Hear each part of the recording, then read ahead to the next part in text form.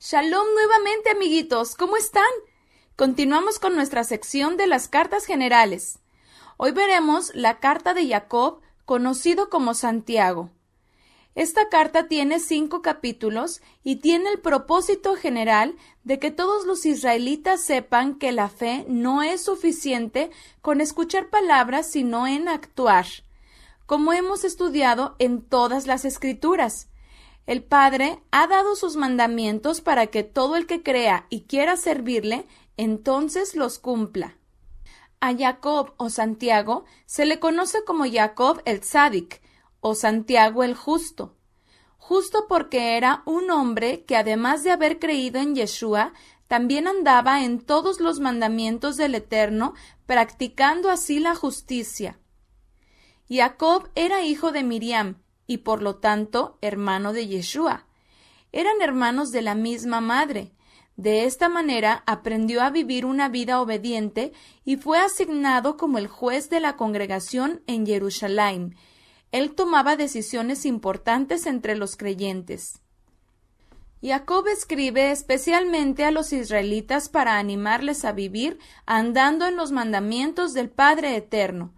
En el capítulo 1, Jacob anima a los israelitas a ser constantes, aun con las pruebas difíciles, para ejercer paciencia e integridad, y recomienda pedir sabiduría a quien crea que le hace falta, y que la pida creyendo que la recibirá, ya que hay gente de doble ánimo, que no están firmes en la fe, y que cambian de parecer todo el tiempo, y no pueden permanecer en la verdad. Así leemos en el verso 8. La gente de doble ánimo es inconstante en todos sus caminos. También en el capítulo 1 enseña sobre soportar la tentación, ya que quien soporta la tentación y no cae en pecado, ese es el que ha aprendido a permanecer en la vida, ya que pecar tiene como consecuencia la muerte. Jacob enseña que cuando alguien peca, muestra una debilidad en el mundo.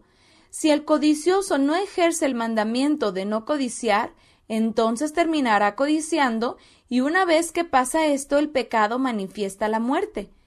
Jacob dice que el Padre, en su buena voluntad, nos hizo nacer de nuevo por medio de la palabra de verdad que predicó Yeshua, la misma que es la Torá. Así, en vez de pecar y encontrar la muerte, encontramos la vida por medio de la palabra de vida.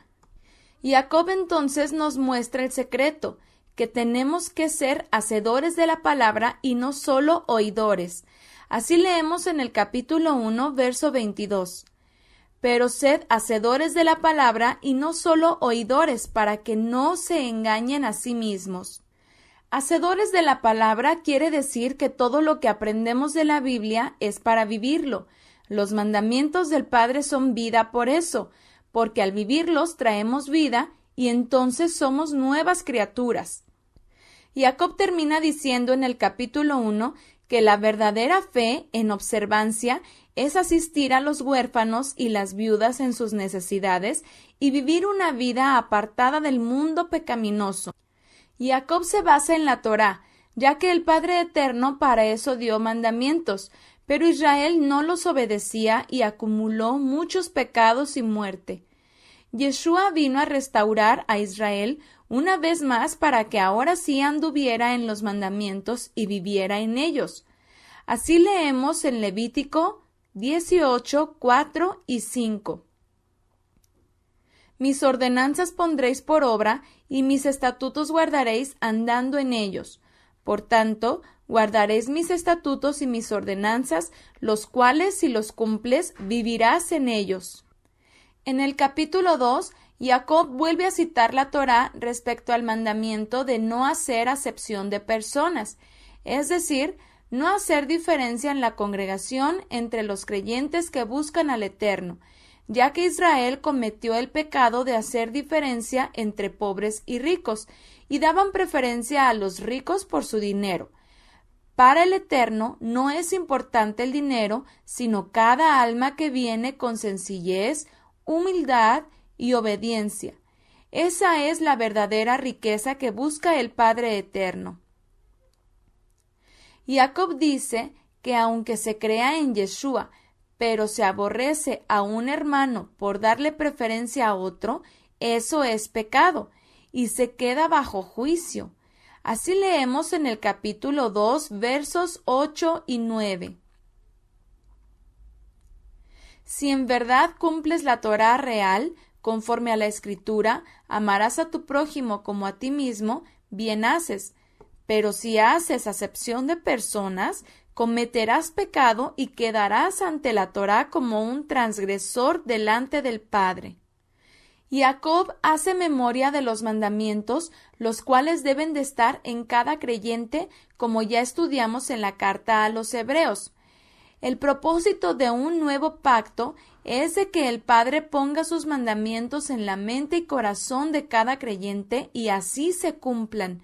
Por eso, no solo es oírlos, sino cumplirlos. En ese mismo tono, Jacob entonces dice que la fe consiste no solo en creer, sino también en hacer. De otra manera, el que dice que tiene fe pero no cumple los mandamientos, entonces su fe está muerta. Así leemos en el capítulo 2, verso 17. Así también la fe sin obras es muerta. De esta manera, Jacob pone el ejemplo de Abraham, que no solo oyó la palabra del Eterno que saliera de su parentela y viajara tan lejos, sino que lo puso por obra, oyó y obedeció en todo, hasta entregar a su hijo. En todo obedeció haciendo y no solo oyendo. En el capítulo 3, Jacob habla de un mandamiento muy importante. Es el de no difamar, chismear, mentir. Todo lo que sale de nuestra boca, impulsado por la lengua. Jacob dice que la lengua es un miembro muy pequeño, pero puede hablar grandes cosas y puede ser para mal. Jacob inicia este capítulo diciendo que no se hagan muchos maestros, ya que enseñar tiene mucha responsabilidad, también cuando se habla. Jacob nos enseña entonces a hacer uso correcto de lo que hablamos y como buenos árboles dar buenos frutos. Al final del capítulo, Jacob enseña que una buena conducta y buenas obras es producto de sabiduría y entendimiento, pero si hay celos, amargura y pleitos a causa de algo, entonces esa sabiduría es humana, porque es terrenal y animal, y la sabiduría de lo alto produce paz, es amable, es buena, con sabiduría, buenos frutos y no produce duda.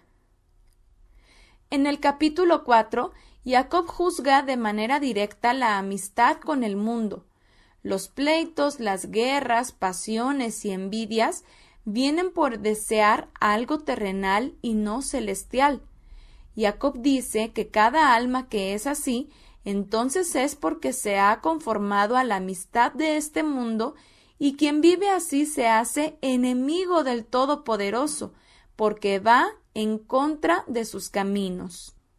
También Jacob enseña sobre la murmuración y el juicio.